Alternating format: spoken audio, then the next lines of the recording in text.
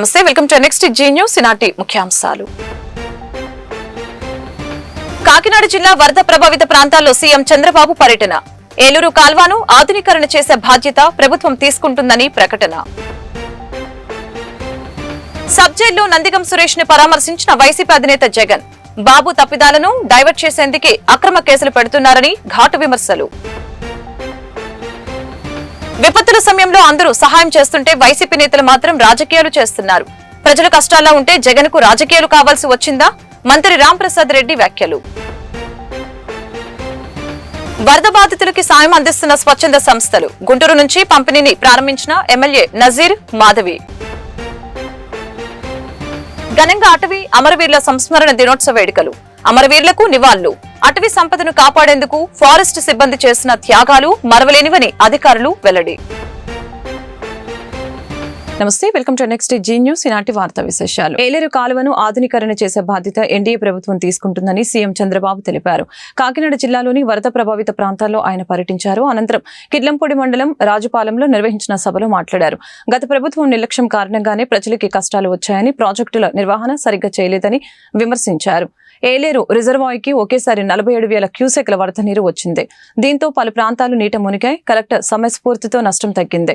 వరదల వలన ఈ జిల్లాలో 65,000 ఎకరాల్లో పంట పొలాలు దెబ్బతిన్నాయి. నష్టపోయిన పంట పొలాలకి హెక్టార్కి 25,000 పరిహారం ఇస్తాం. వరదల వలన ఇల్లు దెబ్బతిన్న వారికి కొత్త ఇల్లు నిర్మిస్తాం.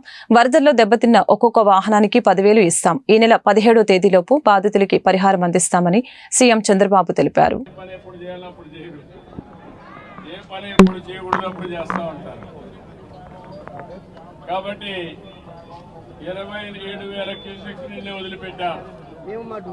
ఆ నీళ్ళు వదిలిపెట్టకపోతే డ్యామ్కే ప్రమాదం వస్తుంది.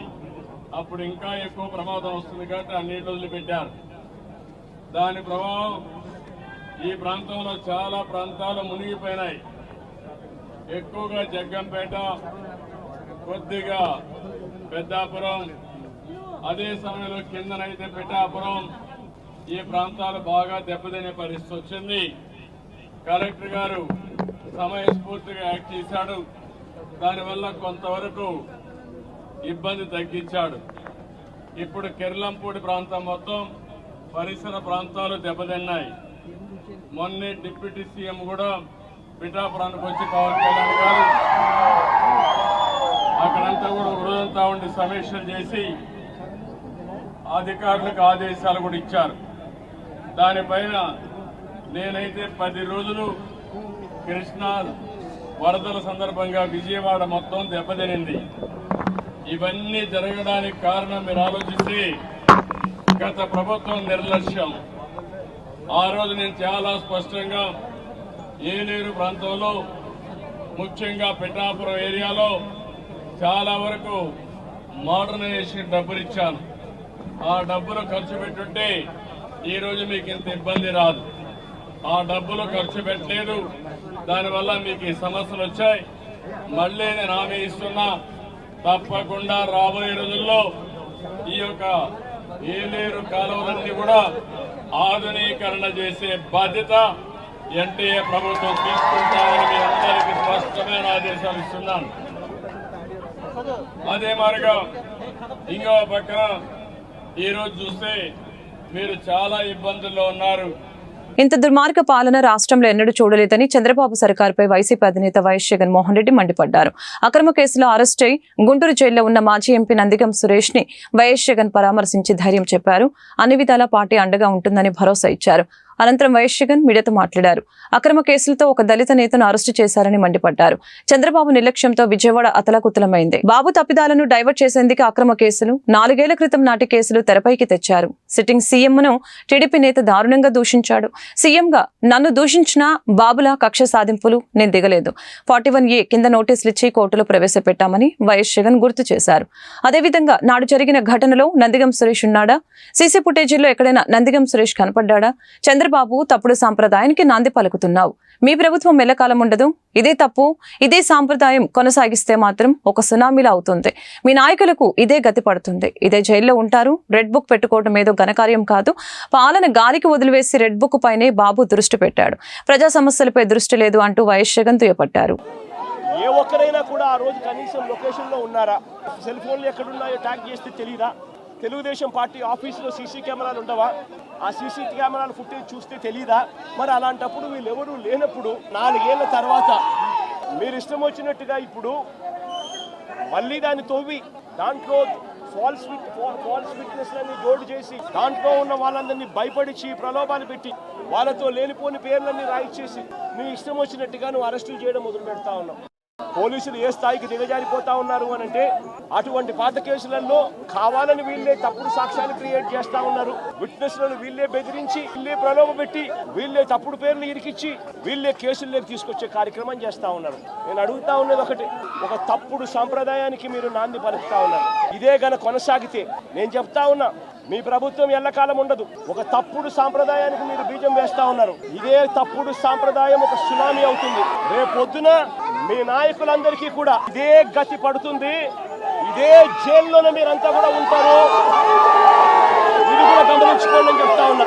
తన ఇంటిని రక్షించుకునేందుకు బుడమేరులో కూడా అర్ధరాత్రి దాటిన తర్వాత ప్రజలకు నోటీసు ఇవ్వకుండా, ప్రజలకు సమాచారం ఇవ్వకుండా బుడమేరులో గేట్లను కూడా ఎత్తేసి విజయవాడలోకి వీళ్ళు పూర్తిగా పంపించడం జరిగింది. చంద్రబాబు నాయుడు చేసిన ఈ దుశ్చర్యకు, చంద్రబాబు నాయుడు చేసిన ఈ తప్పుడు పనికి ఏకంగా 60 మంది పైచిలకు చనిపోయినారు. ఇంకా ఎక్కువ మంది చనిపోయి ఉండొచ్చు. రిపోర్ట్లు వస్తూ ఉన్నాయి. ఈ 60 మంది ఇంతకు ముందు ఎప్పుడైనా తుఫాను వచ్చినప్పుడు 60 మంది చనిపోయిన ఘటన ఎప్పుడన్నా మనం చూసామా? 60 మంది ఏకంగా పైన మనుషులు చనిపోతే చంద్రబాబు నాయుడు చేసిన తప్పిదం కాదా? చంద్రబాబు నాయుడు గారి మీద నెగ్లిజెన్స్ కేసు అనేది ఎందుకు నమోదు చేయకూడదు అని అడుగుతా ఉన్నా. ఈ బోట్లకన్నిటికీ కూడా ఎవరి హయాంలో పర్మిషన్ వచ్చింది అని అడుగుతా ఉన్నా. ఈ బోట్లన్నీ కూడా ఎవరి ప్రభుత్వం వచ్చిన తర్వాత 3-4 నెలల కిందట ప్రభుత్వం చంద్రబాబు నాయుడు గారిది వస్తే ఆ విజయోత్సవాలు చేసిన ర్యాలీలో ఈ బోట్లు వీళ్ళు లేరా అని అడుగుతా ఉన్నా. ఈ బోట్లలో ఉన్న వ్యక్తులు ఈ బోట్లు గత 4 నెలలుగా చంద్రబాబు నాయుడు గారితో కలిసి ఇసుక దోపిడీలో చంద్రబాబు నాయుడు గారితో కలిసి ఈ బోట్ల ఓనర్లు వీళ్ళందరూ కూడా భాగస్వాములు అయినారు. భాగస్వాములు కావడమే కాకుండా చంద్రబాబు నాయుడు గారు గెలిచినప్పుడు ఈ బోట్లతో విజయోత్సవాలు చేసుకున్నారు. ఇదే బోట్ల ఓనర్లు, ఇదే బోట్లకు పర్మిషన్ ఇచ్చింది ఎవరు?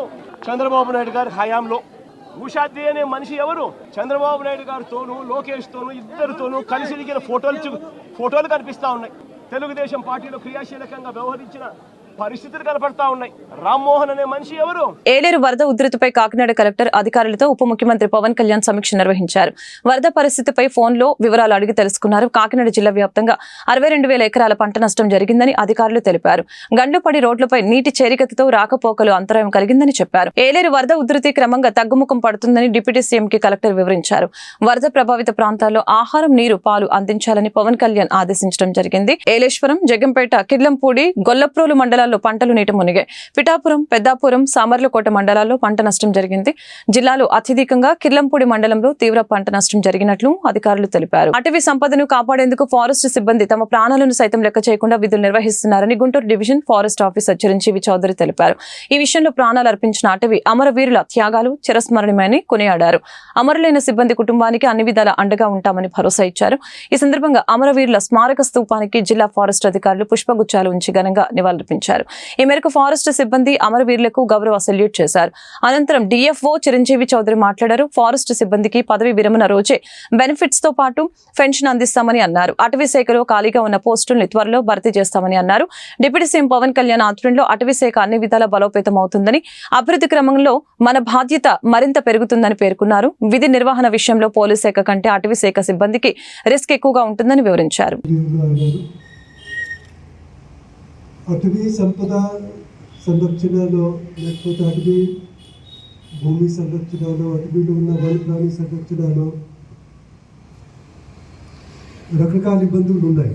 మనందరికీ తెలుసు. ఎందుకంటే జనరల్గా మనం ఏమంటామంటే forest is a porous resource, అంటే ఎక్కడ నుంచి ఎవరైనా రావచ్చు, బయట వెళ్ళిపోవచ్చు. కాబట్టి మనం చూస్తున్నాం ఈరోజు రెడ్స్ అండ్ ప్రొటెక్షన్స్ కానీ, లేకపోతే వైల్డ్ లైఫ్ ఇష్యూస్లో కానీ, లేకపోతే మనకు ఉన్న టీ ప్లాంటేషన్స్ ప్రొటెక్షన్స్లో కానీ రకరకాల ప్రాబ్లమ్స్ ఉంటాయి.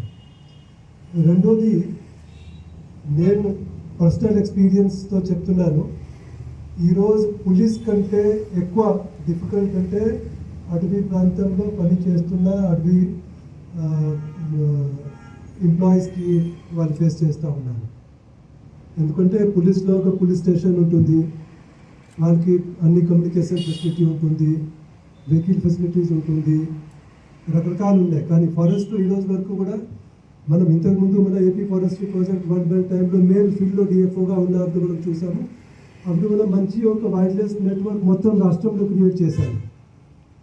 కానీ ఇప్పుడు నేను వచ్చిన తర్వాత మళ్ళీ చూస్తున్నాం వైర్లెస్ నెట్వర్క్ పూర్తిగా అంటే చెడిపోయిందే, ఎక్కడ అది పని చేయట్లేదు. మళ్ళీ అది మనం రివైవల్కి ప్రయత్నం చేసుకుంటున్నాం. ఎందుకంటే మొట్టమొదటిగా మనం ఏం చేయాలంటే అంటే ఫ్రంట్ లైన్ స్టాఫ్కి బేసిక్ ఫెసిలిటీస్, బేసిక్ ఎమ్యూనిటీస్. చాలా క్వార్టర్స్ అప్పుడు మనం కట్టినాము, కానీ ఆ క్వార్టర్స్ చాలామంది ఆక్యుపై చేయలేదు, లేకపోతే మెయింటెనెన్స్ చేయకపోవడం వల్ల ఆ క్వార్టర్స్ కూడా పాడైపోయినాయి.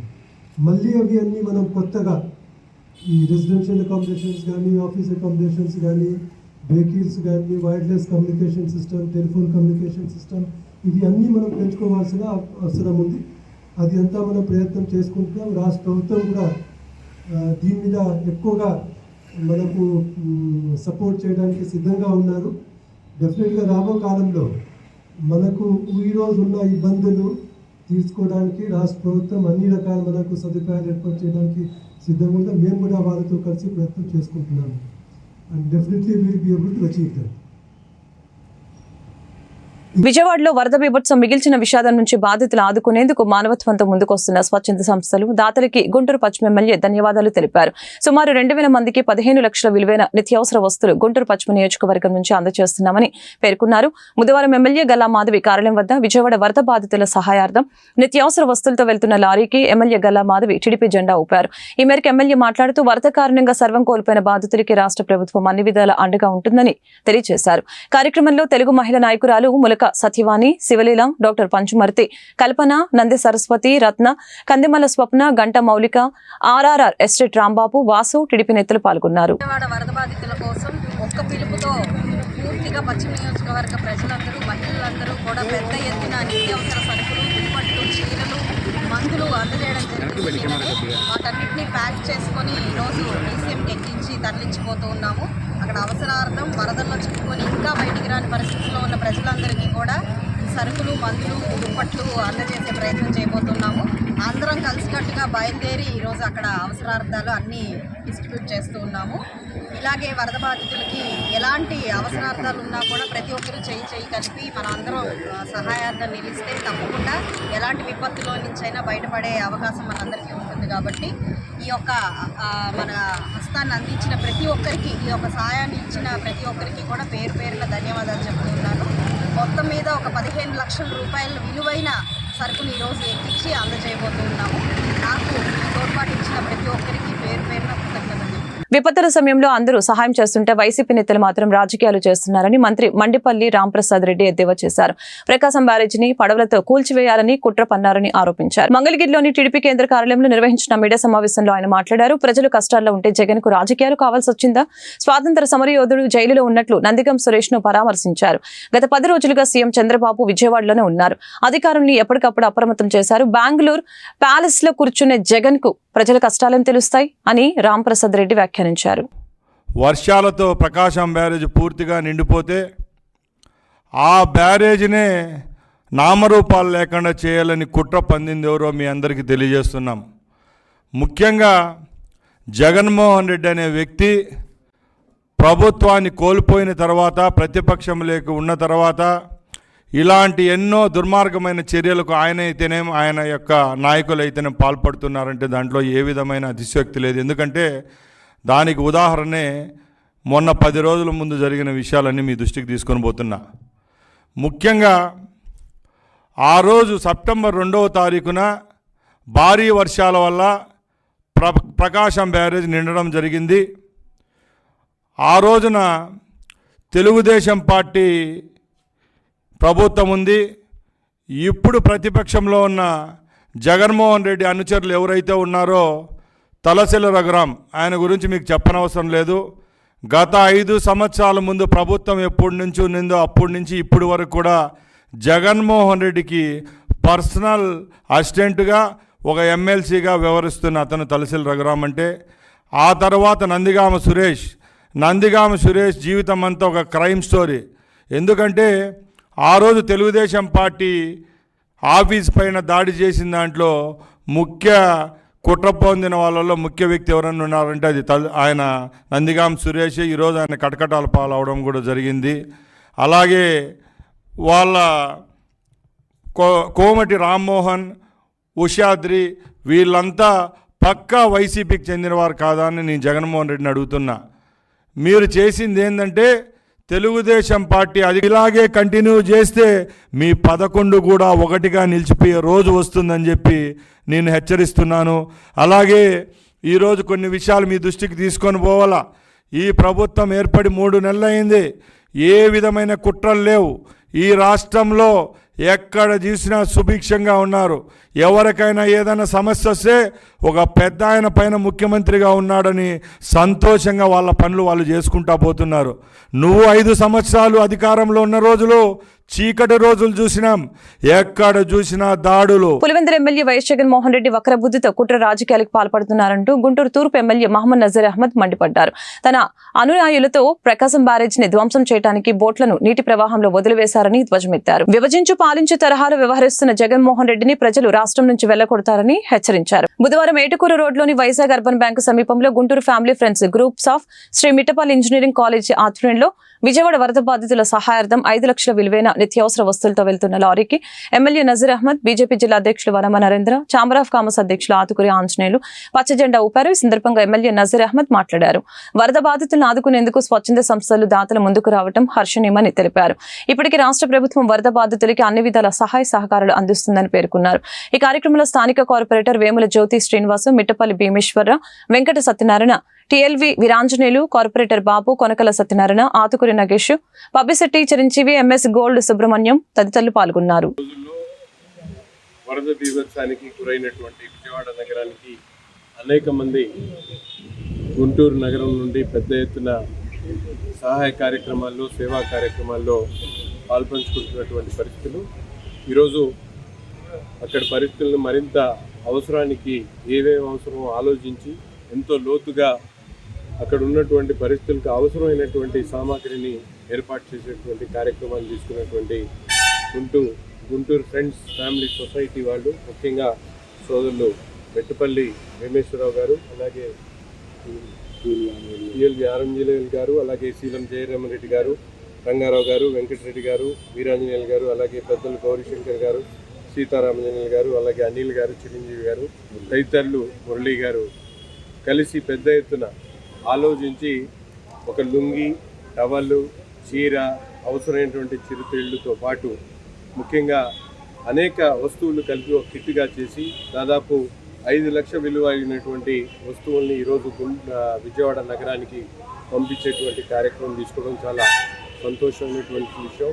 ఇటువంటి మంచి ఆలోచన ముందుకు వచ్చినటువంటి సోదరులందరూ కూడా హృదయపూర్వకమైనటువంటి అభినందనలు తెలుపుతూ, ముఖ్యంగా రాష్ట్రంలో చంద్రబాబు నాయుడు గారి నాయకత్వంలో వరద బీభత్సం వచ్చినటువంటి ప్రతి క్షణం నుంచే సహాయ కార్యక్రమాలు, ఆయన ఇచ్చినటువంటి పిలుపుని కేవలం రాజకీయ నాయకులు, ఆఫీసర్సే కాకుండా సొసైటీలో భాగమైనటువంటి ప్రతి ఒక్కరు కూడా పెద్ద హృదయంతో ముందుకొచ్చి విజయవాడ నగరంలో బాధితులందరూ కూడా ఆదుకుంటున్నటువంటి పరిస్థితులు ఒక పక్కనైతే, ఈరోజు ప్రతిపక్ష నాయకుడు హోదా కోల్పోయినటువంటి పులివెందుల శాసనసభ్యుడు గారు ఎంతో దురదృష్టమైనటువంటి ఆలోచనలతో బోట్లను తన అనుయాయుల చేత బోట్లను వదిలించి ప్రభుత్వాన్ని చెడ్డ పేరు తెచ్చేటువంటి ప్రయత్నం చేయడం చాలా బాధాకరం. ఒక పక్కన సమాజంలో ఉన్నటువంటి ప్రతి ఒక్కళ్ళు కూడా బాధితులను ఆదుకోవాలనుకునేటువంటి ఆలోచనలు చేస్తే కుట్ర నీతితో, కుట్ర బుద్ధితో జగన్మోహన్ రెడ్డి గారు చేస్తున్నటువంటి నాటకాలు ప్రజలు అర్థం చేసుకోవాలని చెప్పి ఈ సందర్భం కోరుతా ఉన్నారు. ప్రతి ఒక్కరు కూడా ఇండస్ట్రియలిస్ట్ కానీ, అలాగే వ్యాపారస్తులు కానీ, ముఖ్యంగా గుంటూరు నగరంలో ఆర్యవైశ్య సోదరులు పెద్ద ఎత్తున ఎప్పుడు చేయనటువంటి విధంగా గత వారం నుండి గుంటూరు నగరం నుండి ప్రతిరోజు కూడా 5-6 లక్షల రూపాయల సామాగ్రి మేము తీసుకొని వెళ్తా ఉన్నాం. అంటే ఆ ప్రాంతంలో ఉన్నటువంటి ప్రజలకు ఆదుకునేటువంటి తత్వం సామాన్యుల్లో, అధికారుల్లో, ప్రభుత్వానికి ఉంటే ఈ రాష్ట్రాన్ని విడగొట్టాలి, రాష్ట్రాన్ని నాశనం చేయాలనే బుద్ధితో పనిచేస్తున్నటువంటి జగన్మోహన్ రెడ్డి గారిని రాజకీయాల నుంచి వెళ్ళగొట్టాలని చెప్పి నేను ప్రజలందరినీ కూడా కోరుకుంటూ చాలా సంతోషం. మేము వరద బాధితుల నిమిత్తము విజయవాడ మధురా నగర్కి 800 కిట్లు ఎమ్మెల్యే గారి ద్వారా పంపించడం జరిగింది. ఈ వరద బాధితులకి మేమంతా ఒక ఫ్యామిలీ ఫ్రెండ్స్ సుమారు 5 లక్షల రూపాయలు మెట్టపల్లి భీమేశ్వర వెంకట సత్యనారాయణ, జయరామరెడ్డి, రంగారావు, వెంకటరెడ్డి, కేఎల్వి వీరాంజనేయులు, ఆకుల మురళీకృష్ణ, చిలకల గురవయ్య, గౌరీ శంకర్, గోండా ఆంజనేయులు, సరిపూడి అనిలు, ఆకుల మురళీకృష్ణ, పబ్బిశెట్టి చిరంజీవి అందరం కలిసి సుమారు 5 లక్షల రూపాయల విలువ గలవి బట్టలు, దుప్పటి, శారీ, జాకెట్టు, లుంగీ టవలు, మన స్నాక్స్ 5 రకాల బిస్కెట్స్, 5 రకాల స్నాక్స్ పంపించడం జరిగింది. ఎందుకంటే ఫుడ్ అందరూ పంపిస్తున్నారు. నిల్వ ఉండే ఉద్దేశంతో ఆ కిట్తో పాటు అవి కూడా ఇస్తే అవసరాన్ని ఉపయోగించుకుంటారనే ఉద్దేశం, 10 రోజులైనా చెడిపోకుండా ఉంటాయనే ఉద్దేశంతో అన్నీ ఉపయోగపడేటట్టుగా పంపించడం జరిగింది. ఈ విపత్తు అనేది రాకూడదు. ఇవాళ గవర్నమెంట్ కూడా చాలా చక్కగా పనిచేస్తుంది. ఈ రోజున మన చంద్రబాబు నాయుడు గారు కూడా ఈ వయసులో కూడా బ్రహ్మాండంగా చేస్తున్నారు. దాని స్ఫూర్తిలో కూడా మేము కూడా ముందుకు వచ్చి సాయం చేయాలనే ఉద్దేశంతో 10 మంది కలిసి ఈ కిట్ అందజేయడం జరిగింది. భవిష్యత్తులో కూడా రాకూడదు, ఏదైనా వస్తే కూడా మేము ఎప్పుడూ సహాయ చేయడానికి ముందుంటామని మీకు మీడియా పరంగా తెలియజేస్తాం. ప్రకాశం బ్యారేజీ గేట్ల వద్ద అడ్డుపడిన 5 పడవల తొలగింపు ప్రక్రియ ముమ్మరంగా కొనసాగుతోంది. గేట్ల వద్ద చిక్కుకున్న భారీ పడవల్ని క్రేన్లతో తీయడం సాధ్యం కాకపోవడంతో ముక్కలు చేసి తొలగించాలని అధికారులు నిర్ణయించారు. నిన్న భారీ క్రేన్లతో బోట్లని తొలగించేందుకు అధికారులు తీవ్రంగా ప్రయత్నించారు. ఒక్కొక్కటి 40 టన్నుల బరువు ఉండటంతో అది సాధ్యపడలేదు. దీంతో నది లోపలికి దిగి పడవల్ని గ్యాస్ కట్టర్తో ముక్కలు చేసి డైవింగ్ టీంలని అధికారులు రంగంలోకి దించారు. విశాఖ నుంచి వచ్చిన 10 మంది డైవింగ్ సభ్యుల బృందం బుధవారం ఉదయం ప్రకాశం బ్యారేజీ వద్దకు చేరుకుని పనులు ప్రారంభించింది. ఆధునిక పరికరాలతో నది లోపలికి వెళ్లి భారీ పడవల్ని 2 ముక్కలు చేసే పని ప్రారంభించారు. గతంలో పులిచింతల వద్ద గేటు కొట్టుకుపోయినప్పుడు అలాగే పలుచోట్ల ఈ తరహా పనులు సమర్థవంతంగా చేసిన అనుభవం ఉన్న సిలియన్ సంస్థకు చెందిన డైవింగ్ టీం యుద్ధ ప్రాతిపదికన పనులు చేపట్టింది. ఆక్సిజన్ సిలిండర్లని తొలగించుకొని స్కోబా డ్రైవింగ్ చేస్తూ నదిలో 12 అడుగులు లోపలికి వెళ్లిన సభ్యులు కట్టర్లతో బోట్లని ముక్కలుగా కోస్తున్నారు. ప్రకాశం బ్యారేజీ వద్ద రెస్క్యూ పనుల్ని జలవనరుల శాఖ మంత్రి నిమ్మల రామానాయుడు పరిశీలించారు. గుంటూరు పీవీకే నాయుడు కూరగాయల మార్కెట్ చిల్లర వర్తకుల సంక్షేమ సంఘం ఆధ్వర్యంలో గణేష్ మహోత్సవాలు అంగరంగ వైభవంగా కొనసాగుతున్నాయి. మార్కెట్ ఆవిర్భావం నుంచి ఇక్కడ ప్రతి సంవత్సరం వేడుకగా వినాయక చవితి ఉత్సవాలు జరుగుతాయి. కులమతాలకు అతీతంగా కూరగాయల వ్యాపారులు స్నేహపూరిత వాతావరణంలో ఆధ్యాత్మిక పరిమళాల నడుమ వినాయక చవితి ఉత్సవాలను ఘనంగా నిర్వహించుకుంటారు. ఈ ఉత్సవాల్లో భాగంగా బుధవారం భారీ అన్నదాన కార్యక్రమం జరిగింది. కార్యక్రమంలో పీవీకే నాయుడు కూరగాయల మార్కెట్ చిల్లర వర్తకుల సంక్షేమ సంఘం అధ్యక్షులు వీరిశెట్టి లక్ష్మీనారాయణ, వైస్ ప్రెసిడెంట్ షేక్ బాషా, కార్యదర్శి మల్లెమూడి శ్రీనివాస్, కోశాధికారి నిమ్మకాయల బోసు, తట్టల శ్రీనివాసరావు, శంకర్, పాపారావుతో పాటు కమిటీ సభ్యులు పాల్గొన్నారు. అందరికీ నమస్కారం. ఈరోజు వినాయక చవితి సందర్భంగా 5వ రోజు అయిన బుధవారం రోజు 11వ తారీఖు మా పీవీకే నాయుడు కూరగాయల మార్కెట్ నందు అన్నదాన కార్యక్రమం జరుగుతున్నది. ఇలా గత 40 సంవత్సరాల నుంచి కూడా ఈ విధంగా జరుగుతుంది. గుంటూరు నగర ప్రజలందరికీ పీవీకే నాయుడు మార్కెట్ అనేది ఒక స్పెషలిటీ. ఈ మార్కెట్లో అనేక రకాల కులాలకు అతీతంగా ఎంతోమంది ఇక్కడ నివసిస్తూ వ్యాపారాలు చేస్తుంటారు. అలానే గ్యాదరింగ్ పండుగ కానీ మన తెలుగు పండుగలైన వినాయక చవితి, శ్రీరామనవమి ఇలాంటివన్నీ చక్కగా అందరూ కలిసి కట్టుగా జరుపుకుంటాము. ఈ మార్కెట్కి మన నగరంలోని ప్రజలందరూ కూడా కూరగాయలు కొనుగోలు చేయడానికి వచ్చి కూడా ఈ మార్కెట్ని అభివృద్ధి పదంలో నడిపారు. బట్ ఇక నుంచి కూడా ఈ మార్కెట్ని బాగా కొనుగోలు చేయడానికి వచ్చి ఈ మార్కెట్ని ఆశీర్వదిస్తారని నమస్కారం. విజయవాడ బాంబే కాలనీలో వరద బాధితుల్ని సినీ నటుడు సాయి దుర్గా తేజ్ పరామర్శించారు. బాంబే కాలనీలో అమ్మ ప్రేమ ఆదరణ సంస్థ వృద్ధాశ్రమంలో వృద్ధులతో మాట్లాడి వివరాలు తెలుసుకున్నారు. వృద్ధాశ్రమంలో వరద బాధితుల సహాయార్థంగా 2 లక్షల రూపాయల చెక్కును అందజేశారు. వరద బాధితుల్ని పరామర్శించేందుకు విజయవాడకు వచ్చానని, వరద ముంపు నుంచి అందరూ త్వరగా కోలుకోవాలని, దుర్గమ్మను దర్శించుకుని ప్రార్థించానని చెప్పారు. బాధితుల్ని ఆదుకునేందుకు తన వంతు సహకారం అందిస్తామని అన్నారు. భారీ వర్షాలు, వరదలపై అప్రమత్తత, బాధితుల్ని రక్షించేందుకు చేపట్టవలసిన చర్యలపై ప్రభుత్వ స్పందన బాగుందని చెప్పారు. ప్రభుత్వం తగిన రీతిలో స్పందిస్తున్నందుకు హర్షం వ్యక్తం చేశారు. కాలనీలో అమ్మ ప్రేమ ఆదరణ సంస్థ వృద్ధాశ్రమంతో ప్రత్యేకమైన అనుభవం ఉందని చెప్పారు. వృద్ధాశ్రమం అభివృద్ధికి సాయం చేస్తానని అన్నారు. వైసీపీ అధ్యక్షుడు జగన్ పాస్పోర్టు పునరుద్ధరణ విషయంలో హైకోర్టు తీర్పు వెలువరించింది. రెన్యువల్ కి ఏడాది మాత్రమే అనుమతినిస్తూ గతంలో కింద కోర్టు ఆదేశాలు జారీ చేసింది. అయితే తాజాగా 5 ఏళ్లు రెన్యువల్ చేసేందుకు ఉత్తర్వులు ఇవ్వాలని హైకోర్టు ఆదేశించింది. విజయవాడ ప్రత్యేక కోర్టు విధించిన పూచీకత్తు షరతు రద్దుకి ఉన్నత న్యాయస్థానం నిరాకరించింది. ప్రత్యేక కోర్టు విధించిన షరతుల్ని రద్దు చేయాలంటూ హైకోర్టులో జగన్ పిటిషన్ దాఖలు చేశారు. దీనిపై హైకోర్టు నేడు తీర్పు వెలువరించింది. దీంతో జగన్ విదేశీ పర్యటనకు లైన్ క్లియర్ అయింది. గుంటూరులో అనధికారిక ప్రకటన బోర్డుల తొలగింపు కార్పొరేషన్ యంత్రాంగం శ్రీకారం చుట్టింది. ఎలాంటి అనుమతులు లేకుండా నగరంలో విచ్చలవిడిగా ప్రైవేట్ సంస్థలు హోర్డింగ్లు ఏర్పాటు చేస్తున్నాయని కౌన్సిల్ సమావేశం సందర్భంగా కార్పొరేటర్లు తీవ్రస్థాయిలో ధ్వజమెత్తారు. ఈ మేరకు కమిషనర్ పోలీస్ శ్రీనివాసులు స్పందించారు. అనుమతి లేకుండా ఏర్పాటు చేసిన ప్రకటనల బోర్డులను తక్షణమే తొలగిస్తామని తెలిపారు. ఈ నేపథ్యంలో నగరపాలక సంస్థ సిబ్బంది నగరంలోని అన్ని ప్రధాన కూడళ్లలో హోర్డింగ్లను పరిశీలన చేశారు. అనుమతులు లేని వాటిని తక్షణమే తొలగించే ప్రక్రియకు శ్రీకారం చుట్టారు. మీడియా డివైస్ డిస్ప్లే ఫీజులు కట్టని అన్ని ప్రకటనల బోర్డుల్ని తొలగిస్తామని కమిషనర్ శ్రీనివాసరావు స్పష్టం చేశారు.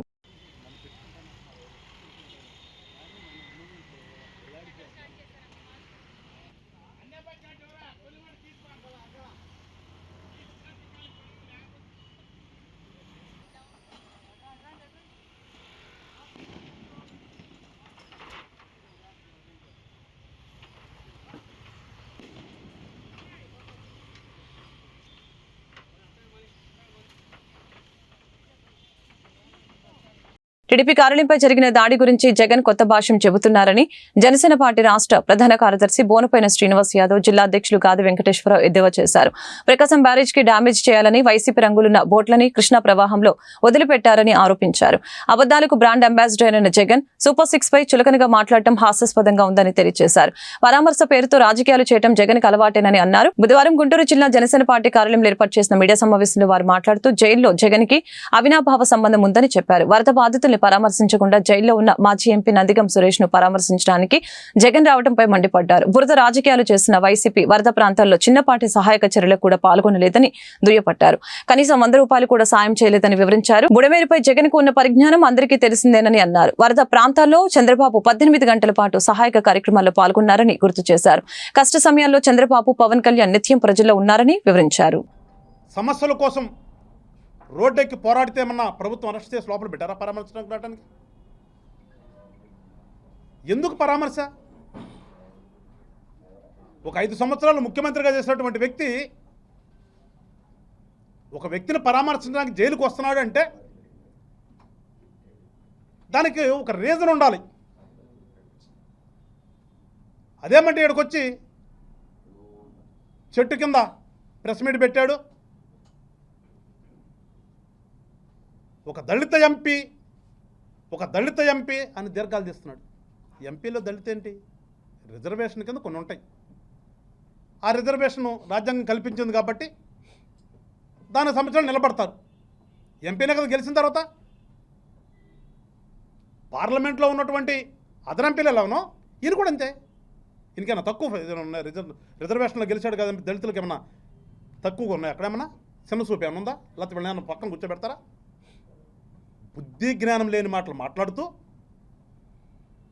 పైపచ్చు కూటమి సభ్యుల్ని ఏదో మాట్లాడాలని చెప్పేసి ప్రయత్నం చేస్తుంటాడు. గత వారం రోజుల నుంచి రాష్ట్రంలో జరుగుతున్న పరిణామాలేంటి? ఎంత పెద్ద ఎత్తున విజయవాడ నగరానికి చుట్టుపక్కల నుంచి వచ్చినటువంటి అన్ని డ్రైన్ల నుంచి పొంగి ప్రజలు అల్లాడిపోతూ ఉంటే కనపడదు నీకు? ఎస్, కనపడలేదు వాస్తవం. ఎందుకంటే నువ్వు వెళ్ళి చూడలేదు కదా. 2 సార్లు 2 రిహార్సల్ చేశాడు పాపం. ఒకసారి పోయాడు, ఏదో కాస్త మోకాళ్ళలో నీళ్ళలో దిగాడు, నేనేదో రిటైన్ వాళ్ళు కట్టేశాను అనేది గొప్పలు చెప్పుకునే ప్రయత్నం చేశాడు. అక్కడ పాపం ఉన్నటువంటి లేడీస్ ఏదో ఎదురు తిరిగితే పారిపోయి వచ్చాడు. మళ్ళా ఇంకోసారి పోయాడు ఇంకో ప్రాంతంలో, అక్కడ ఎట్లాగ జరిగితే వెనక్కి వచ్చాడు. ఢిల్లీ ఎక్కడి నుంచి లండన్ వెళ్ళిపోదామని ప్రయత్నం చేశాడు. పాపం అది ఆగింది. అది ఆగితే ఆయన ఇక్కడ ఉన్నాడా పని? బెంగళూరు పోయాడు, ఇవాళ వచ్చాడు మళ్ళా. అంటే ఒక 5 సంవత్సరాలు ముఖ్యమంత్రిగా చేసినటువంటి ఒక వ్యక్తి ఎక్కడైనా ఒక రాజకీయ నాయకుడు లక్షణం ఉందా ఆయనలో అంటే లేదు అని చెప్పడానికి ఇవాళ జరుగుతున్నటువంటి పరిణామాలే. మేము విమర్శించాం, కానీ అక్కడ ఎవరైతే లోపల ఉన్న వ్యక్తిని పరామర్శించడానికి 10 నిమిషాలు, బయటకు వచ్చిన తర్వాత అధికార పక్షాన్ని విమర్శించడానికి 45 నిమిషాలు. అంటే ఈయన